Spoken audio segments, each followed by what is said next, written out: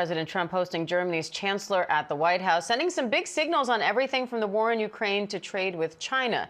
The two leaders talked about strengthening ties between the U.S. and Germany. President Trump also says he spoke to China's president today, and a new trade deal is back on track despite recent tensions. I want to bring in White House correspondent Karen Travers and foreign correspondent Tom Zufi-Burge, along with ABC's Jay O'Brien on Capitol Hill for more. Karen, President Trump covered a lot of topics here. He also talked about Elon Musk and President Biden's use of the auto pen. What stood out to you most from his remarks here?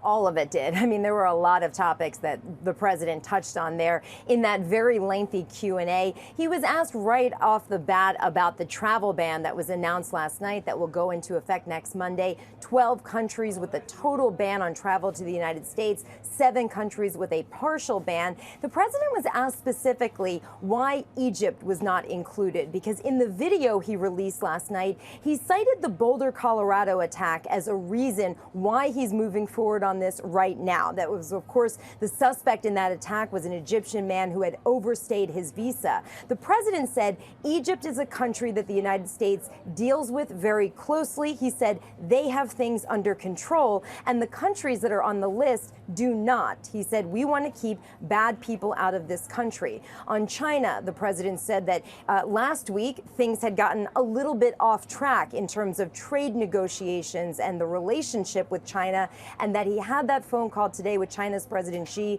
to try to reset things and get the conversation going in the right direction. He said that the Commerce and Treasury Secretary and the Trade Representative will be meeting with their Chinese counterparts in the near future, and also indicated that things were going to be improving when it comes to the rare earth minerals that the United States has accused China on slow walking the export of those things in recent weeks. That was the big impetus for the president dropping Chinese tariffs from 145% down to 30%. I think I'll let maybe Jay get into it because he's been covering the one big beautiful bill, but it was really striking, Diane, to hear President Trump seem to turn on Elon Musk there. He has been quiet for the last couple of days as Elon Musk has been criticizing the signature piece of legislation for the president's whole term right now. This is the big domestic agenda bill, the big tax policy bill. Elon Musk has called it an abomination, has been encouraging people to reach out to lawmakers to kill the bill. The president there said multiple times, Diane, he is very disappointed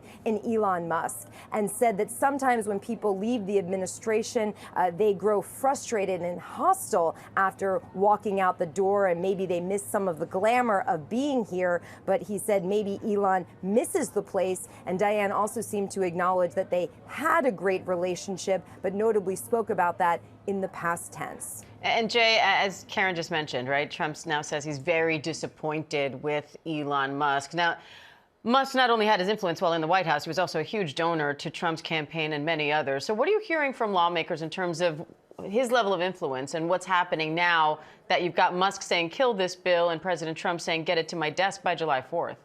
Well, first and foremost, Diane, it looks like this months-long political alliance, this friendship at times between Donald Trump and Elon Musk is over, if not frayed, because what Donald Trump just said there in the Oval Office was, to Karen's point, I'll quote him directly. He said, quote, Elon and I had a great relationship, past tense, as Karen says. I don't know if we will anymore. He went on to say, as Karen noted, that perhaps Elon Musk misses the White House, and he seemed to frame Elon Musk's opposition to the quote-unquote one big beautiful bill, again, the vehicle for Donald Trump's entire domestic agenda, is because Trump says that Musk doesn't like the fact that the bill strips out EV tax credits and solar tax credits, the former of which would have potentially benefited Tesla. These are tax credits that were in President Biden's Inflation Reduction Act that House Republicans made a point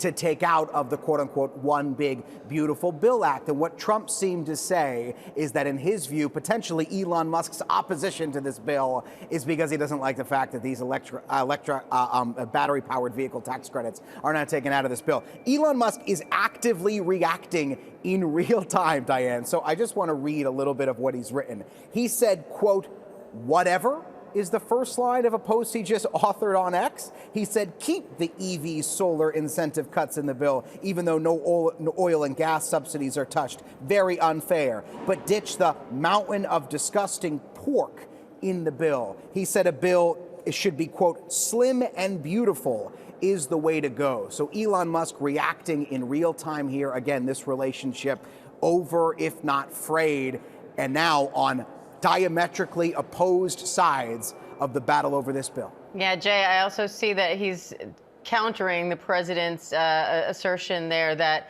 he had seen the inner workings of the bill before and had no problem with it then. And Elon's saying that that's false, that the bill was never shown to me even once, and was passed in the dead of night so fast almost no one in Congress could even read it. I don't think this is the last we're going to be talking about the back and forth between these two. But Tom, I also want to talk about the war in Ukraine here. We heard President Trump talking about his relationship with Russian President Vladimir Putin. And it seemed like Chancellor Merz was trying to push President Trump to do more to stop the war in Ukraine. What did you make of that moment when he was comparing that to the U.S. role in ending World War II? Yeah, no doubt about it. I think, on the kind of statements about Ukraine, the two leaders kind of talked a similar talk. But in terms of the tone, they're both on very different pages. And, Donald Trump at one point used this, I think from a European perspective, very uncomfortable analogy, saying that Ukraine and Russia are like two kids fighting in a park. And I thought, probably the most tricky moment for the German chancellor was potentially when he was asked about whether he agreed with that analogy. And he didn't, I think wisely given the bust-up in the Oval Office between Zelensky and Trump and the show that was put on for Ramaphosa, the South African president. I mean, he played a very, very straight hand on that and just said, look, we are with Ukraine. And when Donald Trump earlier was kind of asked about potentially taking more action against Russia if there isn't a peace deal, if the war doesn't end, Donald Trump kind of said he'd take action potentially against both sides. I mean, he said he was willing to take very strong action against Russia. I think, we got a sense from that meeting in front of the cameras that I think Donald Trump realizes that he cannot end the war in the immediate term. I think that has become evidently clear for his administration in the last few weeks. The Russian President Putin does not show any willingness to move towards anything like a true negotiation on actually ending the war. And what you've got to realize is that Russia is beginning its summer offensive in Ukraine on the ground right now. Its troops are moving very slowly but steadily forward in eastern Ukraine, and President Putin wants to take more of Ukraine's eastern Donbass. And I think Donald Trump was kind of nodding to that sense that he can't end the war in the immediate term. He hopes still to do it at some point when he basically said, if you think these Ukraine and Russia are two kids fighting in a park, sometimes you just got to let them fight it out. But, I think what came from the German chancellor today, clearly a sort of subliminal message in what he said is that he will be pressing the US president to do more. Everyone wants him to, in Europe at least, everyone wants him to take further sanction action against Russia, possibly these secondary sanctions, basically to punish anyone who buys Russian energy products, which effectively fuel Russia's war against Ukraine. Karen, meanwhile, President Trump is imposing a travel ban on 12 countries, citing national security concerns. He just said this needs to go into effect right now so more bad people don't enter the country. What's the latest on that?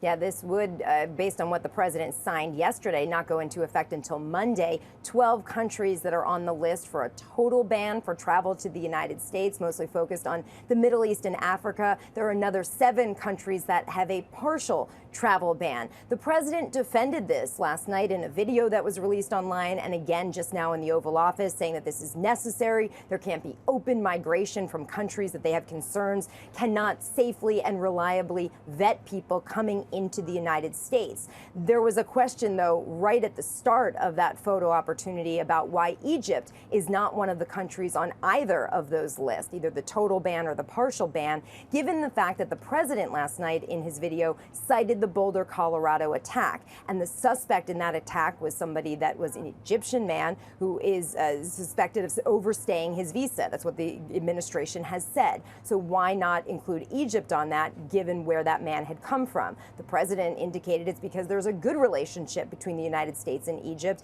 and they feel confident in their ability to vet people coming here into the United States. He said, we deal with them very closely. They have things under control. But Diane, he said the other countries that they're targeting with this new move are countries that don't have things under control. And he said, as you noted, we have to keep bad people from coming into this country. So, Tom, overall, what are President Trump and German Chancellor Merz's, what are they hoping to achieve with this meeting?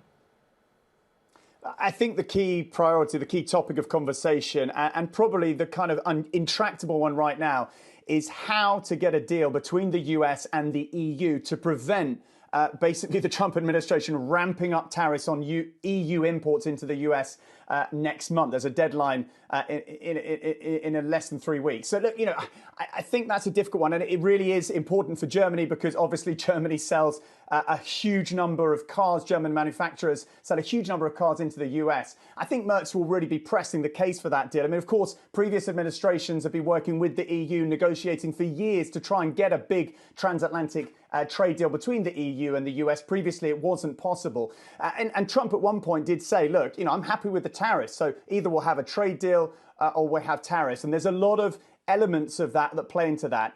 For example, the EU recently slapped big fines on a couple of big US tech firms. Those are the type of things that would really angered the Trump administration. It's something that they would like to be part of the conversation and this overall deal, which maybe or maybe can't be done. So, it doesn't look, too promising for an immediate deal, but EU officials are still indicating that talks are going on and that they are indicating recently some progress, but we'll have to see how Merz can talk to Trump. I mean, on a personal level, he's in a good place. He's a conservative. He's a big corporate tax slashing conservative who is trying to cut immigration in his country.